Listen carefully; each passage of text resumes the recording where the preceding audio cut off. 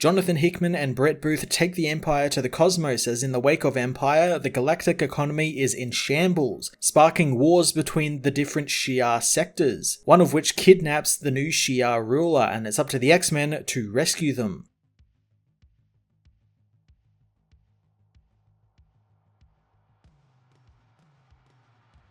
Jonathan Hickman does a fantastic job continuing the story he began last issue and in X of Swords, with Jean and Scott leaving the council behind to be more hands-on leaders with Storm for the X-Men, as well as it tying into some of the stuff Empire set up in its own pages and where it left the galaxy. I thoroughly enjoyed the opening pages painting this chaotic and lawless place the galaxy has become thanks to the central economy collapsing with the formation of the Kree Skrull Alliance, something I'm glad to see continue here and see it was an ongoing problem and not something that was just used for that event and never referenced by anything ever again. The introduction to and his group of subjugated people was really quite interesting, since they are technically slaves to the Shi'Ar, since they mine planets for the Shi'Ar and get almost nothing in return for their hard labor. And it's interesting to see the X-Men go up against these people, since they seem to be quite cool with the fact that the Shi'Ar are enslaving these people and kind of ruining their lives. It's not too far away from what the X-Men have really been lately, which is kind of this morally grey area they operate in, and I just hope it comes back up again, since a race who spent a lot of time being subjugated themselves, doing the same thing or helping others do it is pretty messed up, but I have faith that Hickman will write a compelling and interesting story around that idea.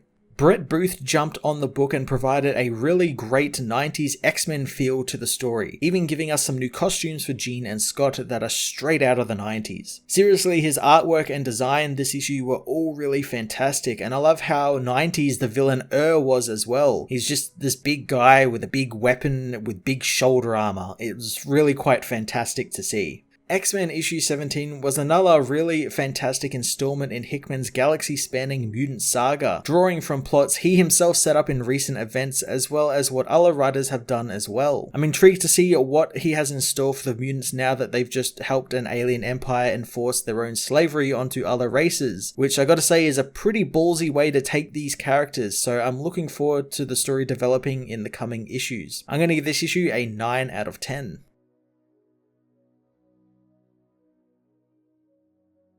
X-Men issue 17 finds the galaxy at war, with the only thing outlasting the wars being the commerce or wealth, and be it warlike or cultured races, they are all interconnected thanks to banking guilds, unified credit systems, or black markets, which propelled society. That is until now, and be it the Shi'Ar or the Skrulls or the Wraith, they are all collapsing along with the galactic currency, and the worlds collapsing are only being kept in line by the Praetor, the Shi'Ar ruler, but the sun is soon setting on them, and the Shi'Ar have a new regent on the throne, and it's a particularly vulnerable time for her, especially since Xandra has disappeared. Deathbird finishes her briefing to the X-Men, asking them discreetly to help them while she remains in control on Chandilar. She asks how soon Scott and his team can get there, and within an hour, the X-Men are on Chandilar. The X-Men meet with Smasher, who has been told of the situation, getting ready to head into the palace with the team. Arriving at the Imperial Palace, Smasher explains that Deathbird is keeping everything locked down while she's in charge, but Xandra disappeared sometime during the night from the royal wing of the palace, but security footage doesn't show anyone entering or exiting the room after the kidnapping. Smasher thinks that it could have been an inside job, since whoever did this needed the technical prowess to get through the systems. Storm asks about the staff,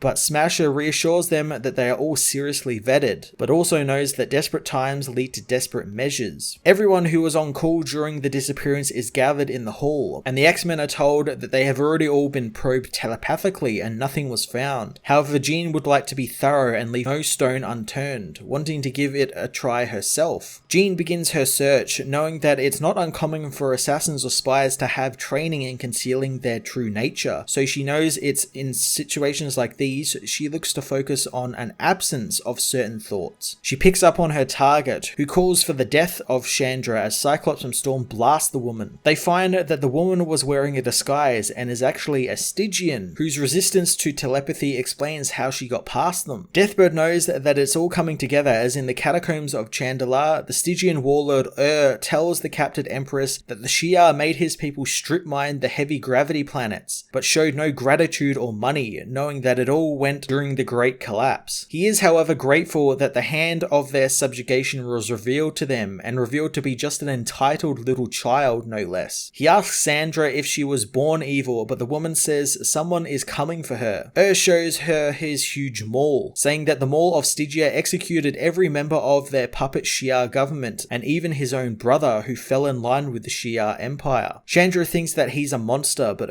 knows that he's just what the universe made him, and what the Shi'Ar made him, and now their bill comes due. The X-Men meanwhile descend into the catacombs to begin their search, having gotten information from the Stygian. Jean knows that thanks to the financial collapse and the deep-seated anti-imperial sentiment, this kidnapping was a long time coming. Jean doesn't know how many they will be going up against, so Smasher activates her communicator, making sure they don't get the Empress killed. Meanwhile plans on making an example out of the Queen, demanding his people hold her down as he wants to begin his blood sacrifice. He asks if the tyrant has any last words, so the ruler says that her very short rule has been defined by the collapse of the universe, and she has no idea what she would have done if it wasn't like that, but believes she would have done well. Xandra knows that despite what does now, he's just a murderer, and before bringing down his maul, the X-Men blast into the room, taking down men as the Warlord smashes Cyclops down with his weapon. Storm confronts the villain, matching his power with her own lightning, as the villain says that they are all willing to die there today, but are the X-Men. Jean finds that Scott is unconscious, telling Storm that they need to retreat now. Xandra tells Smasher to join the X-Men, but she says there is no need, since she came prepared, contacting Cannonball, telling him to send them in. Sunspot, however, picks up the comm, saying that Sam is a little busy with the kid. Roberto goes on about using his X-Corp cash to buy some more stocks, frustrating Smasher, who tells him to shut up, telling Sam to do his thing. And his men surround the X-Men, but Storm doesn't give up, telling them that they should have some grace and stand down, but refuses as the Sub-Guardian Smasher Squad arrive, turning the tide in the favor of the X-Men. However, manages to make it to Xandra, bringing his maul down for a killing blow on the woman, but Storm's timely arrival prevents him from fulfilling his plan. She tells him that she warned the Warlord, unleashing a torrent of lightning on him. Later, the X-Men return Xandra to the throne, but the woman knows that she is now changed, knowing Deathbird has educated her on these complicated times. Deathbird says that she has volunteered her recent good fortune to the betterment of the Stygian people. Storm asks about and his followers, learning that the Stygian people will be sent home. However, is being punished, and he'll become a diplomat to the throne on matters of Stygia, a fate that she knows is worse than death for the man. Xandra addresses Storm, saying that she now owes the mutant a debt, and she should ever need anything from her and the Shi'Ar Empire, she only need to ask.